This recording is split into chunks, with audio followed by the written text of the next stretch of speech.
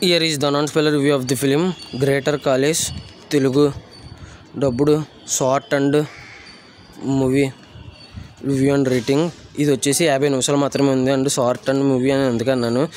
Telugu dubbing బాగుంది, ఉన్న limited characters dubbing అందరిది బాగుంది. తక్కువ మంది ఉన్న 6-7 ఉన్నా కూడా యాక్టర్స్. ఇంకా ఈ మూవీ వచ్చేసి అప్పుడు ఎప్పుడో వచ్చింది, కానీ నెట్ఫ్లిక్స్లోకి 50 నిమిషాలే కదా అని నేను ఇప్పుడు దాకా చూడకుండా ఉన్నాను. ఇప్పుడు చూసాను చాలా లేటుగా. అప్పుడు ఎప్పుడో అక్టోబర్ 17 తారీఖు ఇది నెట్ఫ్లిక్స్ ఓటీటీలోకి హిందీలో వచ్చింది. ఆ తర్వాత అక్టోబర్ 23, 24 తారీఖు తెలుగులో కూడా డబ్బింగ్ మొదలెట్టారు నెట్ఫ్లిక్స్లో. నేను ఇప్పటికి చూశాను. వాళ్ళు అప్పుడు అలా డబ్ చేస్తే 23 తారీఖు ఎప్పుడు, నేను ఇప్పుడు ఇలా చూశాను ఈ మూవీ. అందుకే రివ్యూ ఇస్తున్నాను.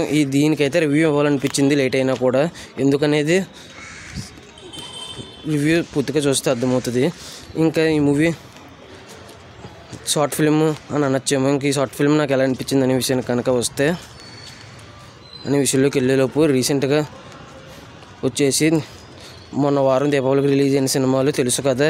డ్యూడు, కే ర్యాంప్, మిత్రమండలి, దాంతోపాటు Bison, Arjun Chakravarthy, thank you dear, Thama, వాస్ లెవెల్ 2, I know what you did last summer, Mirage అనే మూవీ రివ్యూస్ కూడా అప్లోడ్ చేసి చెక్ చేయండి. రివ్యూస్ లైట్గా ఇచ్చినా కూడా జెన్యూన్గా ఇస్తానని అనిపిస్తే నా కంటెంట్ చూడండి. నా కంటెంట్ నచ్చితే లైక్ చేయండి, షేర్ చేయండి, సబ్స్క్రైబ్ చేసి పక్కన ఉన్న గంట సింబల్ క్లిక్ చేసి నా ఛానల్ సపోర్ట్ చేయగలరు.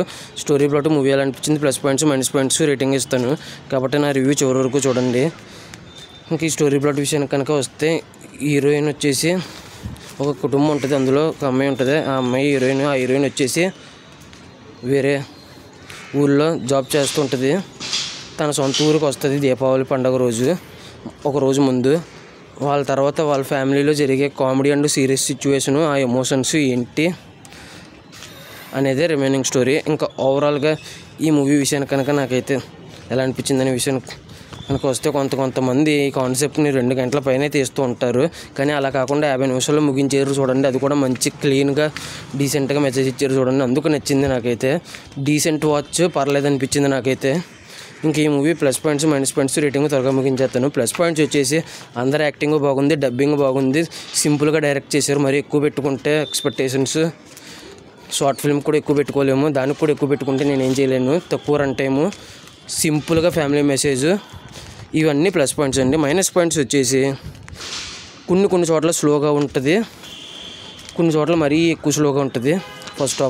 ఫస్ట్ 20 మినిట్స్ మరీ స్లోగా ఉంటుంది. ఫస్ట్ 8 మినిట్స్ అస్సలు ఇంట్రెస్టింగ్ అనిపించలేదు.